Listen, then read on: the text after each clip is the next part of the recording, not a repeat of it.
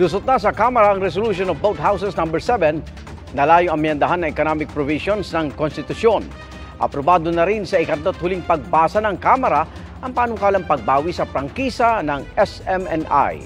Saksi si Tina Panganiban Perez. Sa botong 288 yes, 8 no at 2 abstain, lusot na sa Kamara sa ikatlot huling pagbasa ang resolution of both houses number 7 para sa economic charter change. Lagpas ang bilang ng yes na boto sa 232 votes o 3/4 vote ng Kamara na requirement sa konstitusyon. With the approval of RBH 7 on third and final reading and its subsequent transmission to the Senate, we stand on the cusp of realizing a more open and robust economy. Malinaw ang panawagan ng ating mamamayan.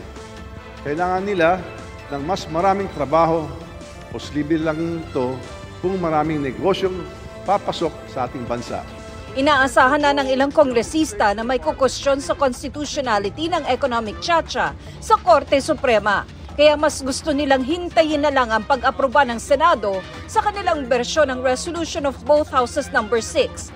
Lusot na rin sa Kamara ang panukalang bumabawi sa prangkisa ng Suarezug Media Corporation para i-operate ang SMNI, kung saan honorary chair si Pastor Apollo Quiboloy. 284 na kongresista ang bumoto ng yes sa panukala, 4 ang nag-no, habang 4 ang nag-abstain. Ang hakbang sagot ng Kamara sa mga umano'y paglabag ng SMNI sa mga terms ng prangkisa nito.